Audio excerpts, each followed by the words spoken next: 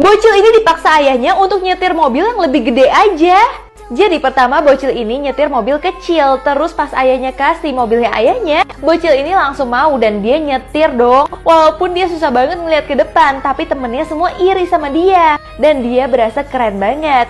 Tapi tiba-tiba dia harus nganterin ayahnya kerja, dia harus jemput ayahnya pulang. Kalau udah cuci mobil tiba-tiba hujan, dia itu kesel banget, belum lagi dia itu ditilang. Di situ dia jadi merasakan kehidupan orang dewasa dengan mobil yang besar kayak gitu, itu ternyata berat, nggak seperti apa yang dia bayangkan. Tapi ternyata itu tuh masih di imajinasinya dia. Dan karena itu dia udah nggak mau lagi naik mobil ayahnya. Dan dia bersyukur aja dengan mobil kecilnya dia ini.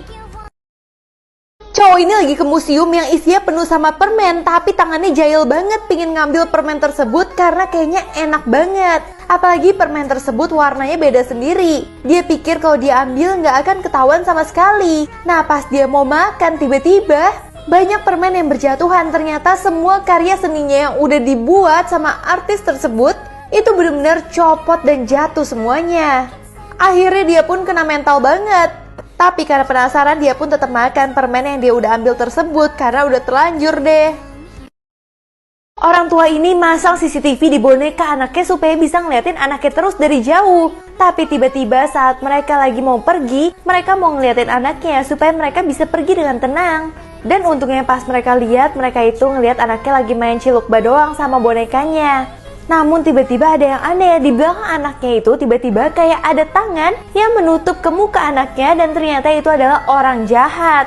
Bahkan si penjahat itu udah mau menghabisi anaknya dan tahu kalau ada kamera di sana. Dia langsung matiin kamera dan semuanya udah terlambat, orang tuanya udah nggak bisa menyelamatkan anaknya. Cewek ini bertahun-tahun nekat pacaran sama plastik, tapi akhirnya dia minta putus. Karena cewek ini mulai sadar hubungan sama si plastik ini mulai toksik banget. Bahkan si cewek baru merasa kalau selama ini dia itu pakai plastik itu bisa merusak lingkungan dan merusak hubungan mereka juga. Akhirnya semenjak cewek ini minta putus, cewek ini bilang dia itu punya selingkuhan baru, yaitu botol minum yang nggak plastik. Yang katanya botol minum itu tidak merusak lingkungan, jadinya sekarang dia pingin pacaran sehat aja. Walau udah nggak pacaran sama plastik, tapi cewek ini tetap pacaran sama botol. Setiap ada orang mau masuk lift, cowok ini langsung cepet-cepet pingin tutup pintu liftnya. Dan dia pura-pura gak denger kalau ada orang minta tunggu-tunggu. Itu semua karena dia egois banget. Tapi tiba-tiba di lantai 18 dia ketemu cewek yang super cantik. Karena dia mau kenalan, dia akhirnya ikut cewek cantik tersebut untuk turun lift lagi. Tapi dia lupa, pas udah turun dari lift, dia akan ketemu orang yang dia tutup pintu liftnya. Bukan yang ngajak kenalan, dia akhirnya malah kena mental dipelototin sama dua orang ini. Seorang cowok maksa ceweknya untuk tato di perut bagian bawah aja sampai akhirnya ceweknya marah banget. Jadi ceweknya itu lagi tato nih, lagi tato gambar malaikat.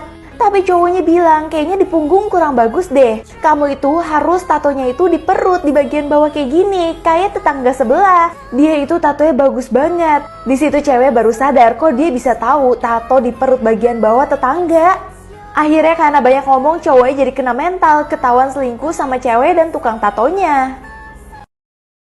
Seorang astronot udah mau terbang sama roketnya, tapi tiba-tiba mereka lupa beli minum. Akhirnya satu beli minum dulu, nah yang satu jagain roketnya supaya nggak terbang duluan. Pas dia udah mau ke mesin minumannya, dia lupa bawa uang dong. Akhirnya dia harus balik lagi untuk minta uangnya ke temennya. Nah pas uangnya udah dapet, dia langsung balik lagi ke tempat mesin minumannya. Padahal temennya udah suruh cepet-cepet karena bentar lagi mereka akan terbang.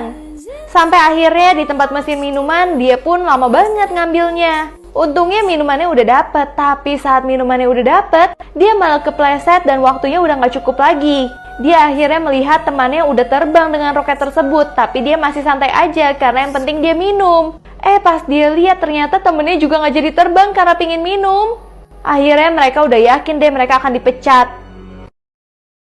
Semua orang di pasar maksa tukang bajai untuk hancurin gigi dari bocil ini.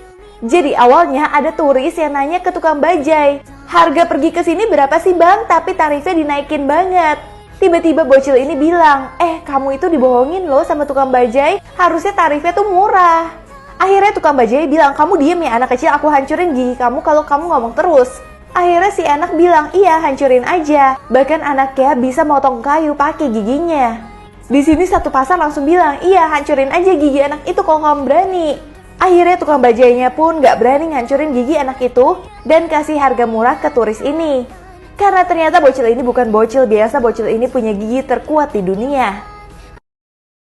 Cewek ini kaget banget ngelihat langit isinya udah ada jutaan nyamuk yang siap untuk menyerang manusia. Ternyata dunia ini ada kiamat nyamuk.